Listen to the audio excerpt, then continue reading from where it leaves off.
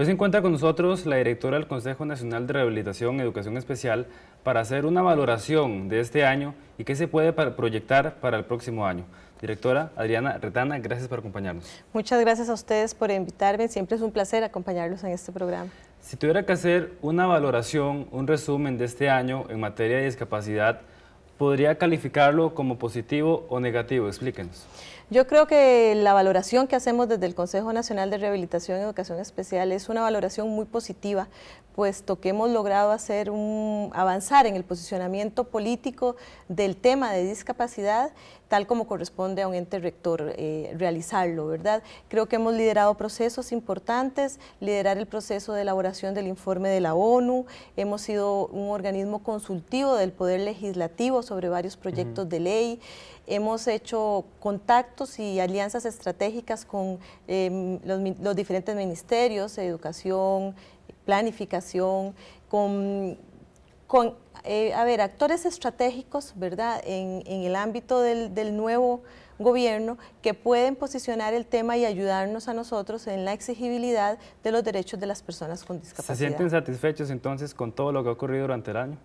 Pues uno siempre sabe lo que falta, ¿verdad? Entonces tiene esa pequeña preocupación siempre de que pudimos haber logrado más o quizás pudimos haber empezado a hacer estas acciones en un periodo anterior con mayor éxito, pero creo que sí tenemos una satisfacción de haber logrado ese acercamiento político, de haber entrado en esa materia que era algo que el Consejo siempre pues había estado un poco al margen de ese tipo de ejercicio, ¿verdad? Vivimos en un país ideal, en un país que de alguna forma busca hallar los mecanismos para buscar la inclusión de las personas con discapacidad, o más bien seguimos en un país entrabado que solo a través de la Sala Constitucional para buscar alguna forma viable para encontrar la inclusión en las personas con discapacidad. Yo creo que estamos en el punto medio entre esos dos señalamientos que haces, porque si bien es cierto, la Sala Constitucional ha sido una sala que ha permitido a las personas con discapacidad exigir sus derechos, esto nos ha llevado a que muchas instancias e instituciones, tanto públicas como privadas, comprendan y respeten los derechos de las personas con discapacidad, pero por supuesto que el Estado jamás es ideal. Falta mucho todavía para no tener que acudir a esa herramienta, y sino que usemos la estrategia de apoyar más bien a la población con discapacidad y que no tenga que acudir a la sala cuarta. Falta bastante conciencia. Y obviamente mucha de esa falta de conciencia ha sido el poco posicionamiento político que ha tenido el tema en la agenda del gobierno. Por eso esperamos que una labor como esta que hicimos este año, que tendrá que continuarse en lo sucesivo, nos pueda permitir realmente llegar a un nivel en que sean mínimos los momentos en los que requiramos de la sala para poder exigir los derechos y sobre todo en lo que se refiere a las personas con discapacidad. Y también tenemos que tener claro que conforme vayamos a dar respuestas van a salir más preguntas y más cuestionamientos que también requieren una respuesta. Entonces creo que es una tarea que no acaba, ¿verdad? Ahora, directora Retana, este año, bueno, fue un año atípico, nos encontramos con un año cargado de elecciones, con la de presidentes y con la de alcalde, hicieron un trabajo en conjunto con el Tribunal Supremo de Elecciones. ¿Podemos aprender los ticos y la población con discapacidad del Consejo de estas elecciones para tomarlo en cuenta más adelante? Por supuesto, nosotros recientemente estamos ya elaborando el informe final para poder sentarnos con el tribunal una vez pasadas estas elecciones de alcalde para poder hacer una valoración general. Reconocemos que el tribunal en su instancia como tal ha tomado decisiones para que el voto sea accesible, pero cuando la información debe bajar, el efecto cascada no es eficiente, entonces aunque el tribunal haya elaborado las ayudas técnicas, estas no fueron utilizadas correctamente. ¿Qué falta para que sean eficientes? Falta la divulgación. O sea, yo creo que no basta con la acción si no se tiene conocimiento de que la acción existe. Bueno, como seguíamos con el año atípico, este año también tenemos nuevos diputados. Han trabajado un poco más cerca con las bancadas legislativas porque al darse ese cambio tal vez los proyectos que habían antes hay que volverlos a impulsar para seguirlos trabajando y puliendo para los próximos años. Sí, estamos trabajando muy de cerca con la Comisión de Asuntos Sociales. Doña Alicia nos ha solicitado apoyo para el proyecto de autonomía personal, que creo que es un proyecto que desde toda óptica al colectivo de discapacidad le interesa y a las instituciones. Estamos buscando un acuerdo de nuestra Junta Directiva y también un pronunciamiento de las organizaciones para solicitarle a la señora presidenta que convoque a extraordinarias ese proyecto dentro de la misma comisión para que pueda avanzar a algunos lugares y entonces se vea obligado la comisión a dictaminar en este periodo de extraordinarias el proyecto para que después pueda pasar al plenario. Pero en general se ha mostrado una anuencia de todas las bancadas legislativas por tratar de aprobar o trabajar proyectos para personas con discapacidad. Sí, claro, yo creo que ya todos tienen muy claro que la convención está, que debemos cumplirla. Le ha quedado claro tanto al legislativo como al ejecutivo, sobre todo ahora con la rendición de cuentas que nos están dando a raíz del informe que debemos realizar, y creo que hay una construcción. Si yo tuviera que hacer una valoración, lo que creo es que hay un desconocimiento de cómo hacerlo, ¿verdad? La gente sabe y el cómo es lo que hay que construir.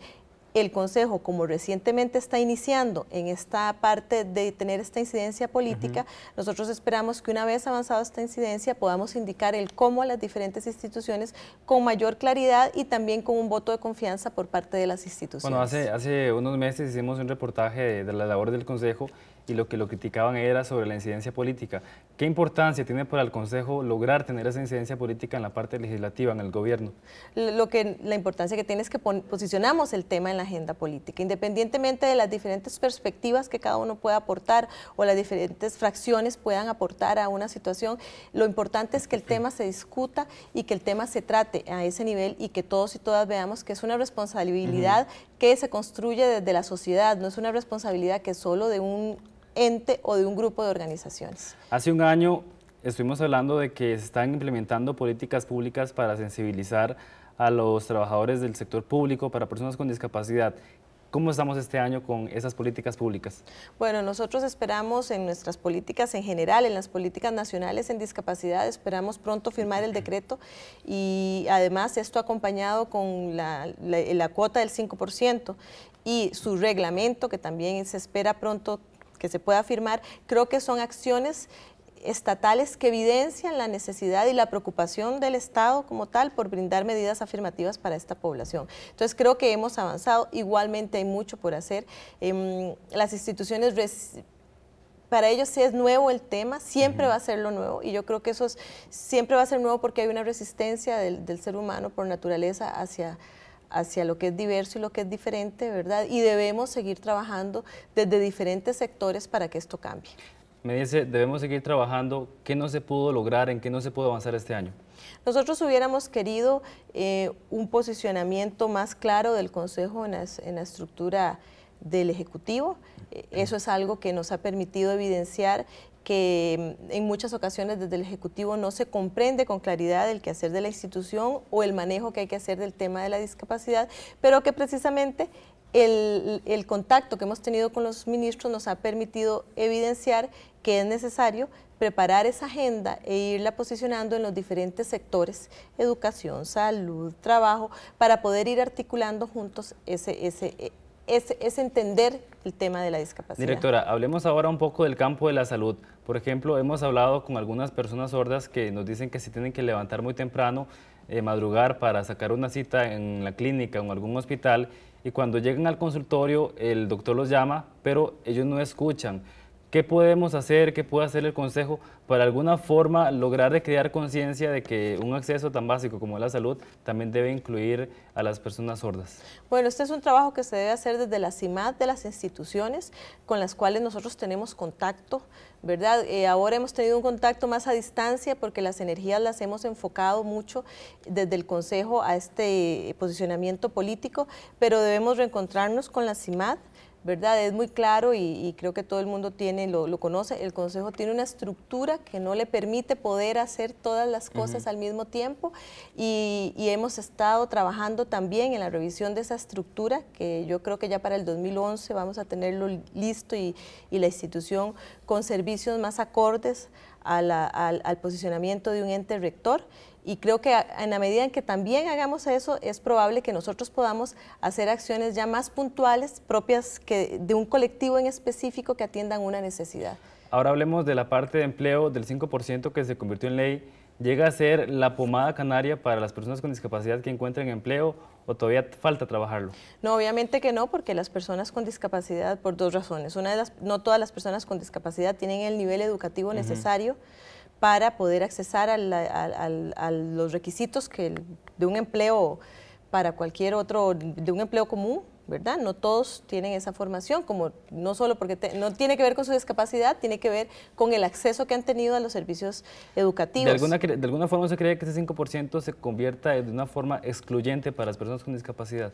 No, no creo que es una medida Al haber afirmativa. requisitos, tal vez, para... No, o sea, antes no tenían acceso ni siquiera a los puestos que el Servicio Civil les aportaba. Ahora todos vamos a tener acceso. Lo importante ahora es evidenciar cuánto acceso tenemos y cuánta formación tenemos, para poder entonces presionar en los niveles técnicos universitarios y además también no solo en esos niveles, sino en el ámbito de los consejos, el Consejo Nacional de Rectores, ¿verdad?, el Consejo Nacional de Educación, que son instancias que toman las decisiones con respecto a la formación y a la preparación de profesionales. Y otro elemento que va a incidir en la cuota es la responsabilidad que el Ministerio de Trabajo asuma en esta tarea. Bien, directora del Consejo, muchas gracias por acompañarnos en Nexos y haber hecho esta valoración del año. Bueno, muchísimas gracias y feliz año a todos y todas. Igual. Bien, hasta aquí esta entrevista. Les habló Jafet Quesada. Sigan con más de Nexos.